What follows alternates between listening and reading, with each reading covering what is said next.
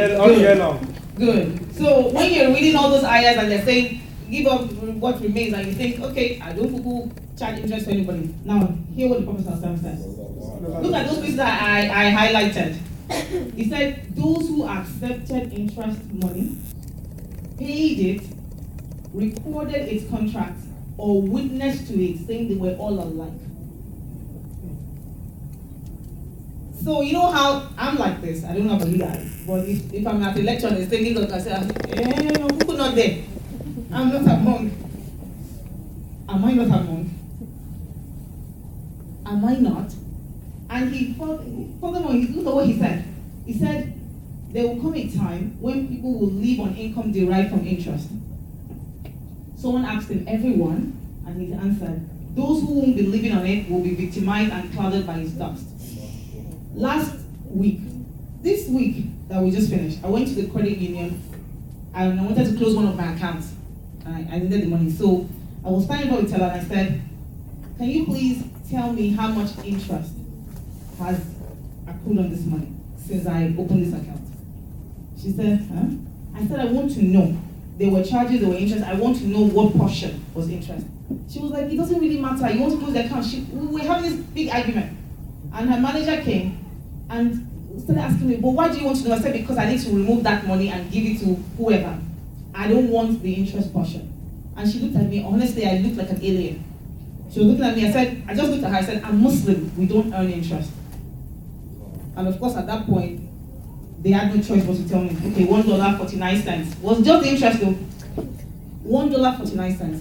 But for me, I must remove that interest money. I must. Because I cannot consume it and think that whatever I use it for has barakah in it. You look at your bank account, they paid you 1 cent interest. I actually track every single interest income comes into any of my accounts.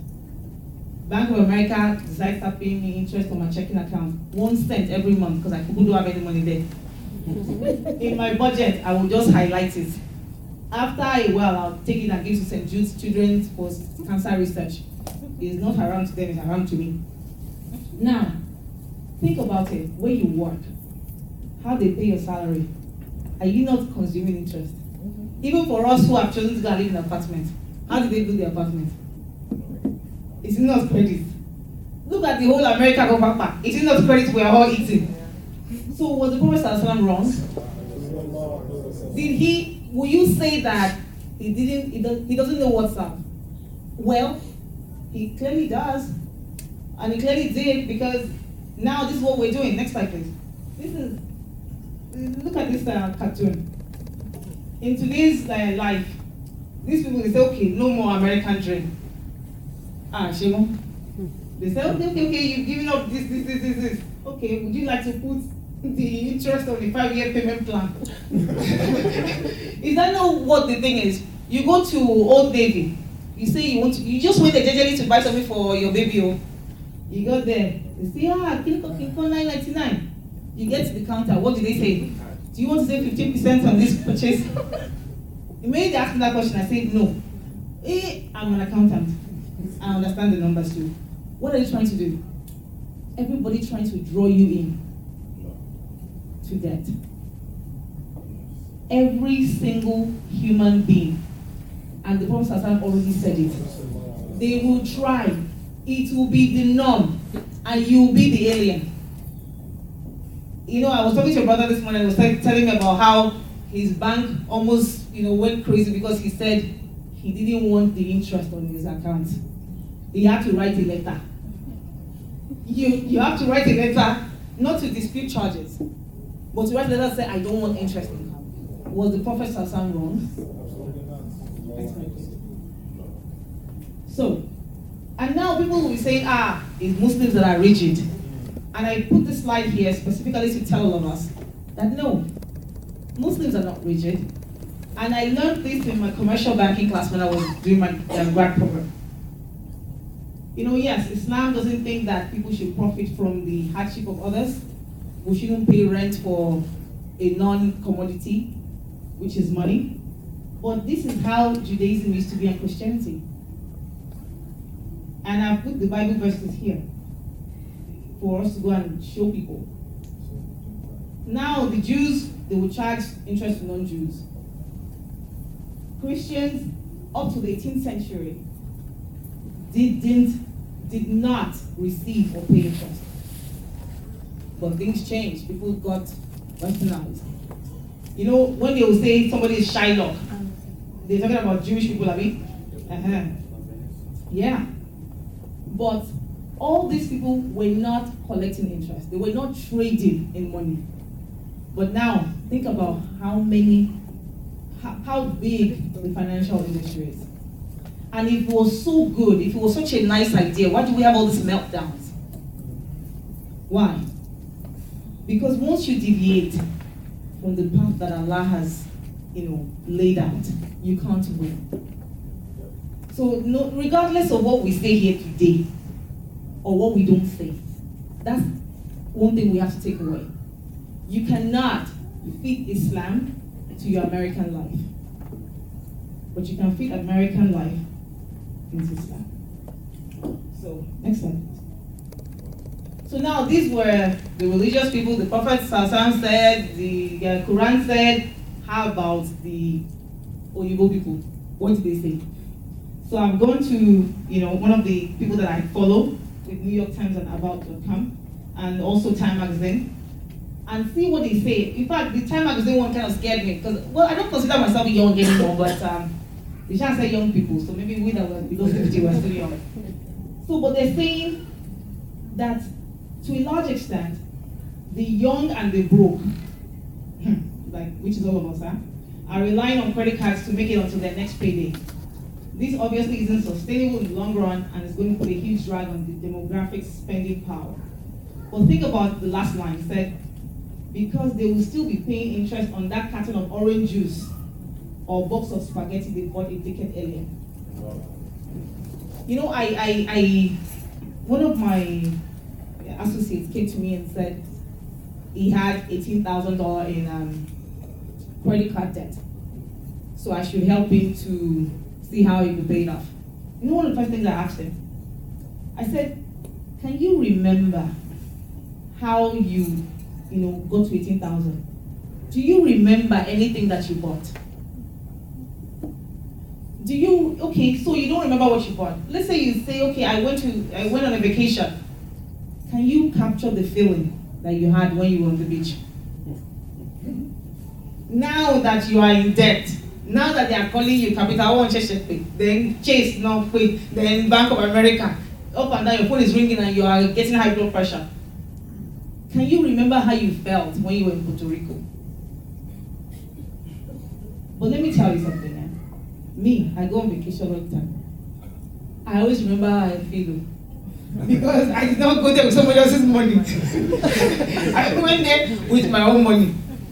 And I will bottle the feeling, and when I'm stressed at work, I will bring it out and be drinking it by myself. But if I had anything to pay, will I be able to remembering how it was on the beach in Puerto Rico? No. So these people, they're not Muslims, but they are making sense, Abby. And the other guy, he said, I want you to look at this phrase. He said, the biggest barrier to achieving financial independence. Who doesn't want to achieve financial independence here? Who? I don't think anybody doesn't want to achieve. But he said the biggest barrier that many of us will face is the interest expense they pay on credit card debt. Check bill. Do we need anything apart from the Quran? Do we? No. When Allah has said this, the Prophet ﷺ has said this, and now these people that we are following, that we're trying to be like them, look at what they said. This guy, this Joshua Kennan, he said his grandmother, she went to leave, she was working in a shoe factory. Because she had been around during the Great Depression, she was very paranoid about getting any loan, credit and everything. She lived in one place that was so small for like 7 years and saved every single penny she had. And then after 7 years, she moved to another neighborhood and a bigger house that she liked. And And then we sit down here and let people tell us that the American dream can only be achieved by credit? No. It's a big lie. It's a lie by people who need us on their own agenda.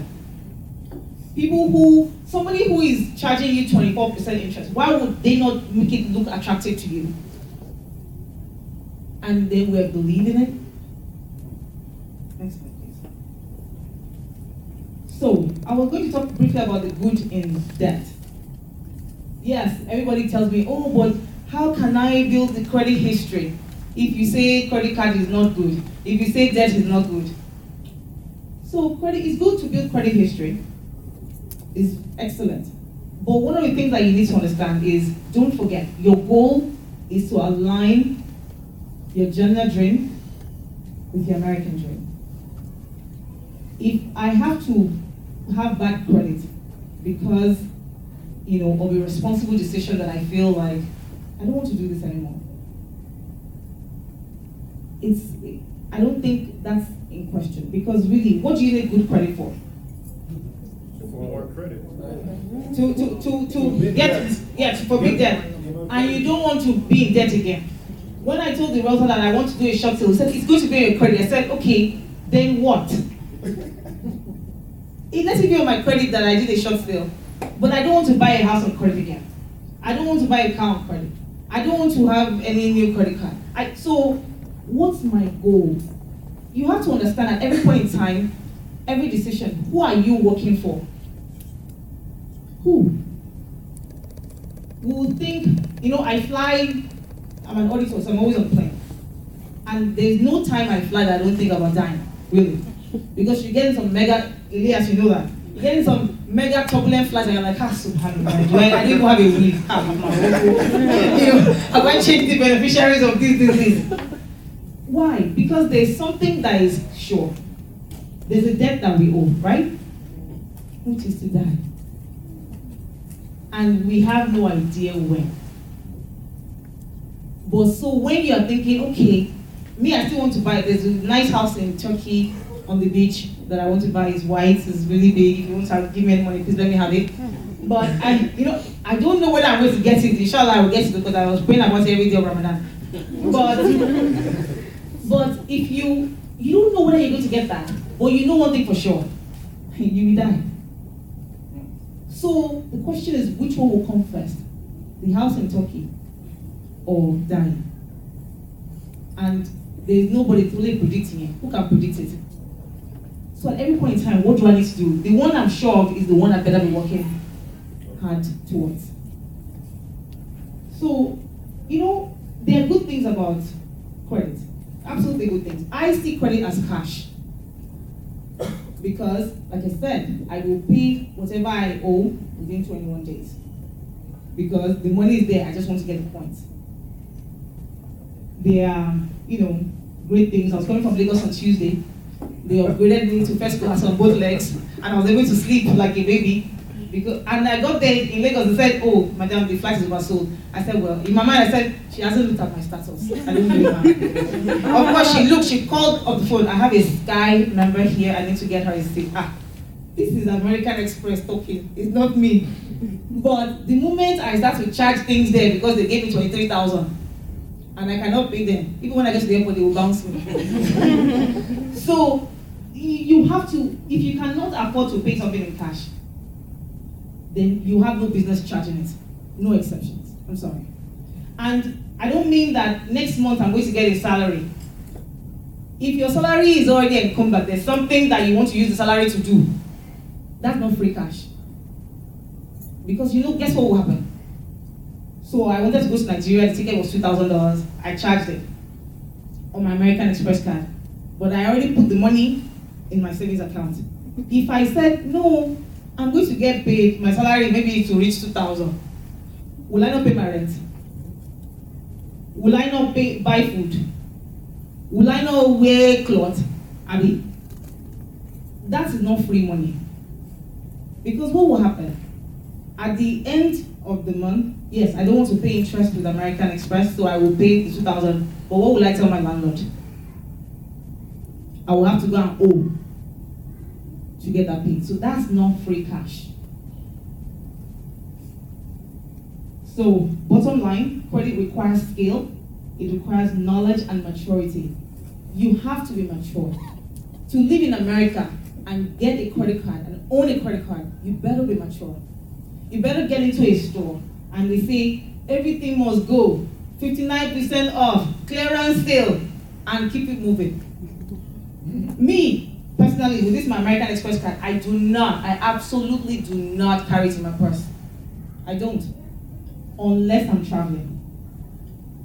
In fact, I was in my office and I was trying to book a hotel stay in Ohio for next month. And they said, we will hold the reservation, but we can't confirm it until you bring your credit card information. So they thought I would have it in my office. I said, when I get home, I will call you. They were like, huh? I said, no, because I only carry my debit card in my purse when I go to the office. If I get to Union Station DC, where there's everything, and I see H&M and everything that I like, and I know there's only $6 in my Bank of America account, what would I do? Maybe I'll keep it moving. Actually, I cannot get there. Brother Semi was saying that there was IOU in the Gatlinburg. There's no IOU in Washington DC. They will not let me take it and come. But you have to understand yourself and understand the risk that you run, no matter how disciplined that you think you are. There is nobody that doesn't have a price. We all have a price. You think that you will not charge a BMW fully loaded on interest. You think you won't. Trust me, you can. All you need is to go to a car show. You stand there, they do everything, and say, why would I come and die? After all, I have a job. Every month I can, put $500 down towards this car. Let me just enter the car and feel good in one place in my life. Let there be one place where I'm happy. I'm at work, I'm not happy. I'm in the house, I'm not happy. Let me enter this BM. Let me tell you this very quick key to that. I have National Emerald Club. Yes. Every time I feel the need to drive a luxury car, I take a trip for work and I choose the best kind of lot. I will drive it, take a picture of myself in it. On Friday, I pack it back. You will be killed though. You will be killed sharply. But if I go to the dealership, I'll go and collect it. When I finish my cure in 5 days, they say no return. So please, let's look for creative ways to solve our issues. Next slide, please. So, what are the problems with having debt? And again, we've defined this: excessive debt, debt that you don't have the cash to pay right now, debt that will incur interest. What are the problems associated? And I want to go to this German proverb. He who borrows sells his freedom. Point blank period. Honestly, I cannot even find a better way to describe this. You borrowed, you sold your freedom. You signed a promissory note. For me, that's slave trade right back again. You are back in the 1816, 1817. What you've said as you've signed that promissory note is that I'm going to work for you, Toyota, for the next 5 years. I'm going to work for you, Lexus, for the next 5 years. If I get to the office and they say, we're not doing well, my leg will just be like this, be reciting low and low. Reciting strategy work every morning. I will say, because you signed, in Lagos, and I say one chance, you entered one chance. So once you enter that dealership and you're going to buy something that you cannot afford, one chance near straight. Nothing can happen at your job. I have been unemployed twice in the 12 years I've been in America, twice. And both times, I wasn't afraid because I didn't have any debt. And when I think back, and I'm like, if I had debt, if somebody was coming to collect the car, what will happen? Go to Nigeria, shop. Go to Nigeria, I'll be in Mexico. Because you sold your freedom. Once you are going to carry something that you can't afford, somebody else owns you. That's slave trade. They just come to Badagry and they've tied you and you're on your way. That is what you've done. So, but does it now mean that we should be living like Opa? So you see a Muslim, now wow, this Toyota 1922 is what you are still driving. Hey, look, these suits that they haven't worn since Georgia Amado was born is what you are still wearing. Is that where we're supposed to be? Because how many of us have millions? If we had millions, we would not be sitting down here, be listening to me talking about debt. Next slide, please. So I want to quickly, debunk some of the myths that we hear. Some of the American dream things that we should quickly, sharply take away from our dictionary. They say credit cards improve your credit score. No. No, actually no. 65% of your credit score is based on your payment history and your capacity. So like I have $23,000 that I can charge. I must never charge more than 30% of that. Never. It's like this, and I talk about this in my book. You stand at the bus stop. Somebody wants, and it's raining, you're looking for a lift, Abi? Somebody stops by, Brother Giyak and Brother Suleiman, when they came to pick me yesterday. If they enter the airport with 2 of them in front and 5 people at the back, where will I sit? Where am I supposed to sit? Will I not tell them to be going, Abi? That's how you are with credit cards. Once they see the capacity in your car, and your credit card is full, or is almost 50%, they say keep it moving. These same people who tell you credit is good, it will build your credit history. If you have a $300 credit limit, what is 30% of it? How many? Who's $100? If your credit card billing cycle ends on 22nd, you better make sure your balance on that account is not more than 30%. And this is not just one account. Many of us have 3, 4, 5, whatever. I have 4, but the rest I don't have them, I cut them. So the one I use to travel is the only one that I carry. But all your credit cards, you must, it's a very smart game. It's not for children. Credit card is not for babies. It's not something that just happens. If you have $10,000 limit on all your cards, one is $500, one is $8,500, one is $250, another one is $250, everything is $10,000. By the time they all report to Equifax and TransUnion and Google, you must not have a total balance that exceeds $3,000, whether you can pay it or not. So when people say that, credit card, no. If you have 4,000 at that point, it's hurting your credit. It's not helping your credit. It's hurting you. Also, your payment history. How many people have checked their credit reports recently? You can check it free, annualcreditreport.com. It's free, annualcreditreport.com. And it's not the ones that they say come and sign up for Gold Watch, Soldier Watch, no. This one is free, no strings attached. But if you check a credit report, you see they'll say, okay. Or they'll say, okay, 30, 60, 90. See that 30, that 60, that 90 is not a good thing. It's not a good thing. And then if you are in the habit of paying minimum balance, they say, your balance is 2,000. Pay $35 by August 9. One chance, That's not going to help your credit. And it's not going to help your cash flow either. You'll be paying for orange juice and the food we eat here. Pay for life. So my point is that let's understand really that some of these things are not factual things. Some of these things are not correct, and understand how credit really helps you. Next slide, please. Another myth I want to, debunk is a very funny one, which is why I bought a house in 2005. I did my taxes, and I was owing the government $2,000. I said, hey, $2,000 okay. After all the taxes I paid, what did I do?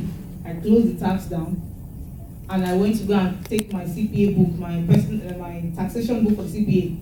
I read it again.